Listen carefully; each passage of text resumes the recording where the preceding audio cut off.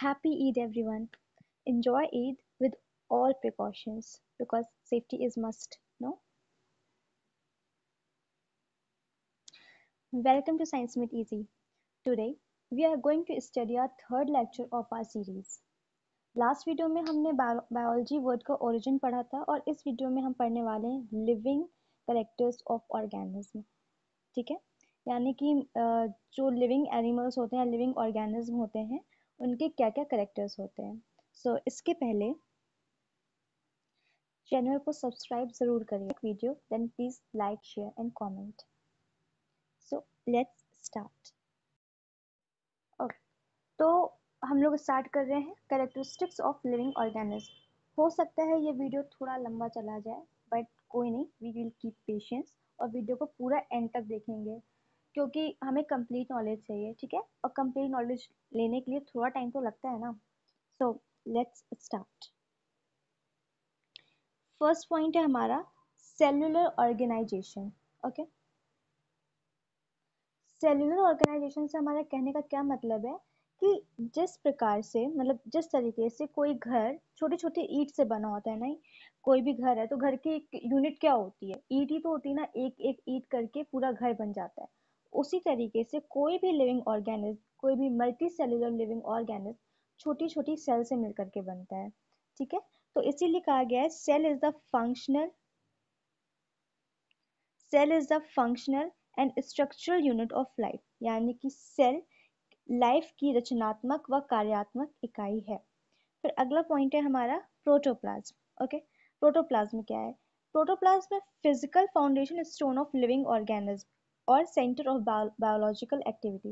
Biological activity यानी कि हमारी बॉडी के अंदर जो भी सारी एक्टिविटीज होती हैं, reduction, oxidation, metabolism, like catabolism and anabolism, like respiration, excretion, nutrition, कुछ भी हो रहा है बॉडी में, ये सब कहाँ हो रहा है? प्रोटोप्लाज्म के अंदर ही तो हो रहा है ना। प्रोटोप्लाज्म क्या है?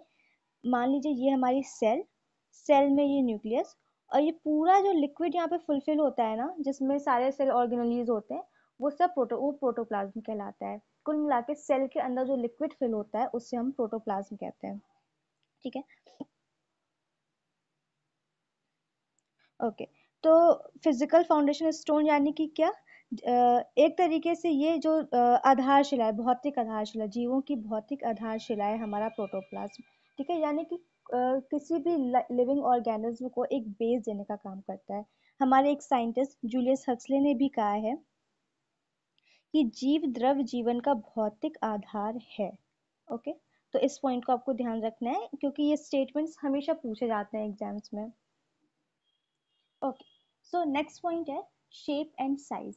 Diversity is the perpetual character of living organism. देखिए, हम लोग जो अपने लिविंग वर्ल्ड में रहते हैं, अपने आसपास हम बहुत सारे लिविंग ऑर्गेनिज्म देखते हैं, प्लांट्स, एनिमल्स, कुछ ऐसे माइक्रो ऑर्गेनिज्म भी होते हैं जो हम नहीं देख पाते हैं। ठीक है, तो हम लोग कितनी डाइवर्सिटी देखते हैं कि हर किसी का शेप और साइज एक दूसरे से कैसे अलग अलग है, राइट?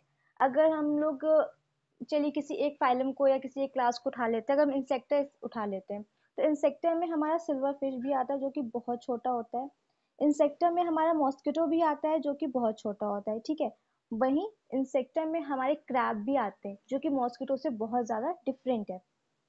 कुल मिला के हमारे जो लिविंग ऑर्गेनिज्म हैं, ये सब शेप और साइज में वेरी करते हैं, तो ये भी इनका एक कैरेक्टर है। फिर अगला कैरेक्टर है मेटाबॉलिज्म। ये कैरेक्टर ध्यान देने वाला है, थोड़ा इंपॉर्टेंट है। पहले तो ये समझते हैं कि मेटाबॉलिज्म एक्चुअली में क्या है। अगर सिंपल सी एक वर्ड या एक लाइन में बोला जाए तो केमिकल रिएक्शंस। हमारी बॉडी के अंदर जितनी भी केमिकल रिएक्शंस चल रही होती हैं वो मेटाबॉलिज्म के अंदर आती है। ठीक है, बॉडी में जो भी केमिकल रिएक्शंस हैं बॉडी में जो भी केमिकल रिएक्शंस हो रही हैं वो सारी हमारी मेटाबॉलिज्म के अंदर आएंगी। रेस्पिरेशन, न्यूट्रिशन, एक्सक्रीशंस, और मतलब ऑक्सीजन का डिजोल्व होना, ऑक्सीजन का निकलना, मतलब जो भी है, जो भी रिएक्शंस चल रही हैं बॉडी में, न्यूट्रिशन में कितनी सारी रिएक्शंस होती हैं, वो सारा कुछ हमारा मेटाबॉलिज्म होता है। अब मेटाबॉलिज्म दो टाइप का होगा, एक एक कैटाबॉलिज्म और एक हमारा एनाबॉलिज्म। ओके, एक कैटाबॉलिज्म और एक एनाबॉलिज्म। कैटाबॉलिज्म और एनाबॉलिज्म, इसमें कंफ्यूजन होता है कि कौन सा डिस्ट्रक्टिव है और कौन सा कंस्ट्रक्टिव है। तो इसको ध्यान रखने के लिए मेरे पास एक ट्रिक है जिसको आपको अपने माइंड में बैठाना होगा। सिंपल सी ट्रिक ये है, कैटा, कैटा में एक वर्ड आ रहा है कैटा, यानी कि कट, कटना, ठीक है। तो जहाँ पे कट या कैटा जैसा वर्ड आएगा वहां पे कोई चीज कट रही होगी, और कटना मतलब डिस्ट्रक्ट होना, कोई चीज टूटना। तो कैटाबॉलिज्म हमारी डिस्ट्रक्टिव है और जो अपोजिट हुआ एनाबॉलिज्म वो हमारा कंस्ट्रक्टिव है। तो बॉडी में ऐसी भी केमिकल रिएक्शन, कोई भी केमिकल रिएक्शन जिसमें कोई चीज टूटती है, जैसे कि रेस्पिरेशन में टूट रही हैं चीजें, एक्सक्रीशन में चीजें अलग हो रही हैं, वो है हमारा कैटाबॉलिज्म। और कोई भी चीज जब ऐड हो रही है, जुड़ रही है, तो वो आता है हमारा कंस्ट्रक्टिव यानी कि एनाबॉलिज्म में, जैसे कि हमारे न्यूट्रिशन में होता है, ठीक है। नॉर्मली अब न्यूट्रिशन, सबसे पहला न्यूट्रिशन कहाँ से स्टार्ट होता है, ग्रीन प्लांट्स फोटोसिंथेसिस में, वहां पे क्या ग्लूकोज बन रहा है, तो वो क्या हो रहा है, हमारा एनाबॉलिज्म है वहां पर हो रही है। तो आई थिंक अभी आपको क्लियर होगा कि मेटाबॉलिज्म क्या है और एनाबॉलिज्म, मेटाबॉलिज्म क्या है, उसके दो दो पार्ट्स जो हैं, कैटाबॉलिज्म और एनाबॉलिज्म, ये क्या है। आई होप ये आपको क्लियर हो गया होगा। Life cells are miniature chemical factories, ध्यान रखिएगा इसको। लिविंग सेल्स को हम लोग मिनिएचर केमिकल फैक्ट्रीज बोलते हैं, यानी कि छोटी छोटी सी केमिकल फैक्ट्रीज, क्योंकि ये सारी एक्टिविटीज हो तो सेल में रही ना, तो इसलिए उनको हम क्या बोलते हैं, केमिकल फैक्ट्रीज। फिर नेक्स्ट पॉइंट है हमारा रेस्पायरेशन। रेस्पायरेशन यानी कि रेस्पायरेशन के पहले एक स्टेप आता है, वो होता है ब्रीदिंग, उसके बाद रेस्पायरेशन होता है। तो ब्रीदिंग में इन्वॉल्व होता है इनहेल और एक्सहेल। ओके, इनहेल और एक्सहेल, इनहेल यानी कि ऑक्सीजन लेना, और एक्सहेल यानी कि CO2 का रिलीज करना। आपको पता है ना, लिविंग ऑर्गेनिज्म यानी कि जो एनिमल्स हैं, लिविंग ऑर्गेनिज्म में जो एनिमल्स हैं वो ऑक्सीजन इनहेल करते हैं और एक्सहेल क्या करते हैं, CO2। अब प्लांट्स इसका अपोजिट करते हैं, प्लांट्स क्या करते हैं, वो ऑक्सीजन एक्सहेल करते हैं और CO2 इनहेल करते हैं, राइट। और रेस्पिरेशन के वक्त जो एनर्जी चाहिए होती है, एनर्जी का फॉर्मेशन होता है, वो किस फॉर्म में होता है, ATP। इसका फुल फॉर्म ध्यान रखना है हमें, एडिनोसिन ट्राइफॉस्फेट। एक वर्ड आता है ADP, तो ADP क्या है, एडिनोसिन डाइफॉस्फेट, ट्राई की जगह क्या हो जाएगा, डाई हो जाएगा, बाकी पूरा सेम होगा, ठीक है। तो इसका फुल फॉर्म हमें याद रखना है, ATP का फुल फॉर्म याद करना है, और एनर्जी का ये फॉर्म है, ये भी हमें ध्यान रखना है। फिर अगला पॉइंट है हमारा रिप्रोडक्शन, जिसको बोलते हैं जनन। भाई रिप्रोडक्शन नहीं होगा अगर, तो फिर लाइफ ही नहीं होगी। मान लीजिए अगर रिप्रोडक्शन नहीं हो, एक कोई जनरेशन है, अब उसका रिप्रोडक्शन नहीं हो, तो वो जनरेशन कभी ना कभी तो खत्म होगी ना, कोई चीज मॉर्टल तो होती नहीं है, सब इमॉर्टल होते हैं। तो जब वो खत्म हो जाएगी, वो जनरेशन खत्म हो जाएगी, तो आगे तो कोई जनरेशन होगी नहीं, तो वहीं से वो लाइफ खत्म हो जाएगी। इसीलिए ताकि कोई लाइफ खत्म ना हो, इसीलिए रिप्रोडक्शन बनाया गया है। ओके, रिप्रोडक्शन बनाया गया है या रिप्रोडक्शन है। रिप्रोडक्शन का मतलब ही यही है कि एक जनरेशन से दूसरी जनरेशन का फॉर्मेशन होना, सिमिलर। यानी कि सिर्फ आम का पेड़ है तो आम के पेड़ से आम ही निकलेगा, सेब नहीं निकलेगा, ठीक है। ह्यूमन है तो ह्यूमन, ह्यूमन बेबी ही बर्थ करेगा, ह्यूमन ऐसा नहीं हो सकता कि काऊ या फिर कोई और ऑर्गेनिज्म बर्थ कर दे। तो रिप्रोडक्शन भी एक लिविंग ऑर्गेनिज्म का कैरेक्टर है। लेकिन ये थोड़ा सा एक्सेप्शन केस है, क्योंकि कुछ लिविंग ऑर्गेनिज्म ऐसे भी होते हैं जो रिप्रोडक्शन शो नहीं करते, जैसे कि हमारा म्यूल, है ना। ये ऐसे बहुत सारे हाइब्रिड ऑर्गेनिज्म हैं जो कि रिप्रोडक्शन शो नहीं करते, इसलिए रिप्रोडक्शन एक प्रॉपर कैरेक्टर के रूप में हम नहीं बोल सकते हैं।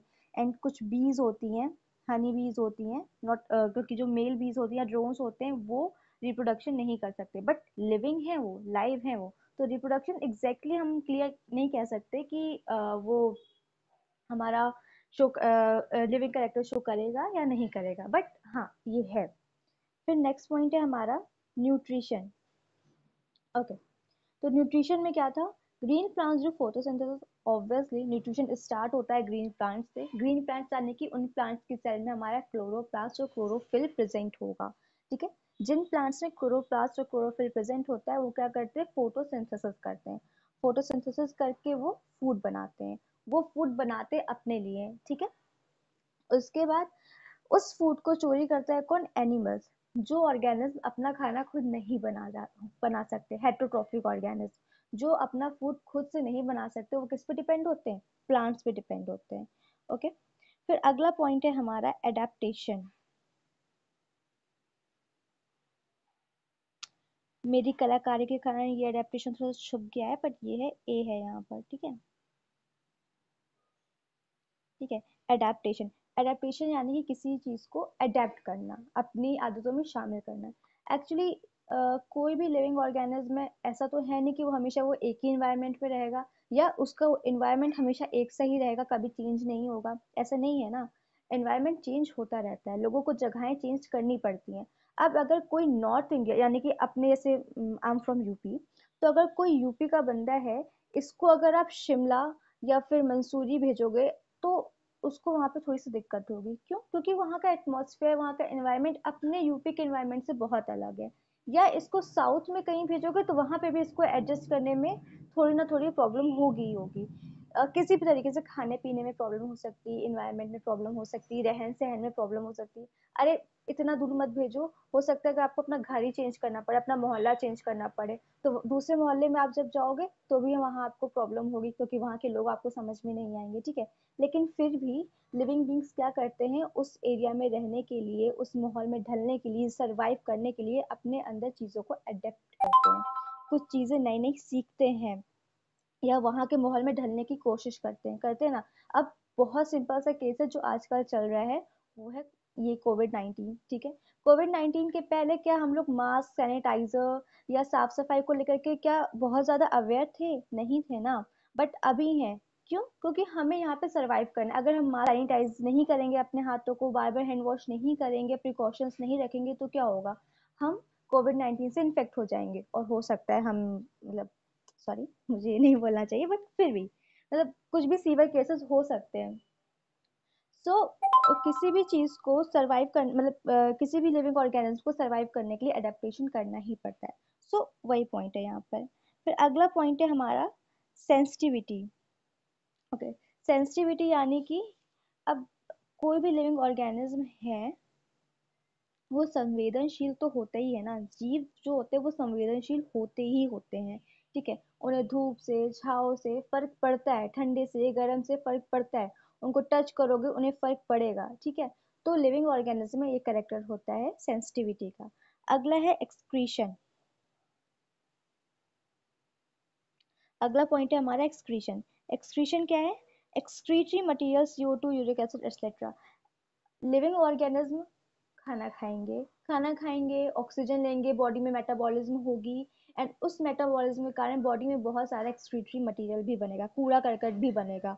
तो ऑब्वियस सी बात है, अगर कूड़ा करकट अंदर जमा रहेगा तो मशीन, हमारी बॉडी एक मशीन है, इसके अंदर बहुत सारे वो औजार लगे हुए हैं, ठीक है। तो अगर वहां पे कचरा जमा हो जाएगा तो वो अपना काम अच्छे से नहीं कर पाएंगे। तो उस कचरे को बॉडी के बाहर निकालने के लिए एक्सक्रीशन प्रोसेस यूज करते हैं लिविंग ऑर्गेनिज्म, ठीक है। एक्सक्रीटरी मटेरियल कुछ भी हो सकते हैं, अलग अलग ऑर्गेनिज्म में अलग अलग हो सकते हैं। नॉर्मली हमारा CO2, कार्बन डाइऑक्साइड, जो हम लोग हमेशा निकालते रहते हैं through breathing, uric acid, urea, and many more things, okay. फिर लास्ट पॉइंट है हमारा लाइफ स्पेन। ओके, ये वाला पॉइंट भी मेरी कलाकारी के कारण छुप गया है। लाइफ स्पेन, ठीक है। लाइफ स्पेन क्या है? लाइफ पीरियड अलग है, लाइफ टाइम अलग है, लाइफ स्पेन अलग है। तो लाइफ स्पेन को पहले हम समझ लेते हैं सिंगल सिंपल सी लैंग्वेज में। वो ये है कि किसी भी लिविंग ऑर्गेनिज्म का बर्थ से लेकर के नेचुरल डेथ, ठीक है, नेचुरल डेथ तक का जो टाइम पीरियड होता है वो लाइफ स्पेन कहलाता है। ध्यान रखिएगा, नेचुरल डेथ, ठीक है। बर्थ से लेकर के नेचुरल डेथ तक का जो टाइम पीरियड होता है वो हमारा लाइफ स्पेन कहलाता है। जैसे एक, अगर हम लोग कछुए की बात करें, तो एक कछुए का जो लाइफ स्पेन होता है वो होता है 200 to 300 ईयर। तो ये उसका लाइफ स्पेन है, यानी कि 200 से 300 साल बाद वो मर जाएगा। लेकिन हो सकता है उसे कोई बीमारी हो जाए, या उसको किसी ने पकड़ के उसे मार डाला, कितने साल में, 20 साल में, 25 साल में, तो वो उसका लाइफ स्पेन नहीं होगा। लाइफ स्पेन उसका होगा 200 to 300 ईयर्स, ठीक है। ऐसे ही कछुए का 200 से 300 साल होता है। जो हमारा पीपल का पेड़ होता है उसके 200 साल होते हैं। Cycas 500 to 1000 years, and sequoia जो प्लांट होता है उसका होता है 800 to 1500 ईयर्स। तो अलग अलग होते हैं सबका लाइफ स्पेन। कम ज़्यादा डिपेंड करता है उनकी बॉडी पर या उन पर। ठीक है, सो लास्ट लाइन है हमारी, वन डे और day one you decide. Actually point का मतलब ये है कि हम लोग हमेशा सोचते हैं ना कि हम लोग ये करेंगे, कल से करेंगे, परसों से करेंगे, नरसों से करेंगे, कभी ऐसा करेंगे। ठीक है, तो हमेशा हम लोग कुछ सोचते हैं और उसको कल पर परसों पर टाल देते हैं। So what I mean to say कि हमें चीज़ों को टालना नहीं चाहिए, बल्कि अगर आपने सोचा है कि आपको ये करना है तो जस्ट डू इट, कर दो उसको।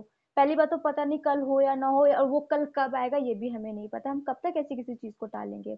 तो किसी चीज़ को टालो नहीं, बल्कि जब मर्जी करे, जब आपके दिमाग में कोई चीज़ आए तो उसको कर दो। ठीक है, या तो ये सोचो वन डे यानी कि किसी दिन उसको करेंगे, या फिर डे वन आप डिसाइड करो कि आज ही करना है, आज उसका डे वन है, फिर डे टू एंड उसको कंटिन्यू करना है। ठीक है, तो ये आपको डिसाइड करना है कि जो भी चीज़, जो भी सपने, जो भी ड्रीम्स आपने इमेजिन किए हैं, सोचे हैं, वो आपको एक दिन करना है या उसके लिए आज से ही शुरुआत कर देनी है। सो वन डे और डे वन यू डिसाइड। सो अगर आप लोग को वीडियो अच्छा लगा हो, पसंद आया हो, तो प्लीज़ लाइक शेयर और सब्सक्राइब करिएगा, और अपने फ्रेंड्स को भी शेयर करिएगा। मे बी जैसे आपको इसकी हेल्प मिल रही है, दूसरों को भी हेल्प मिले। और कुछ भी प्रॉब्लम हो वीडियो को लेकर के, कोई भी डाउट हो, तो प्लीज़ कमेंट सेक्शन में बोलिएगा। Thank you for watching. Thank you.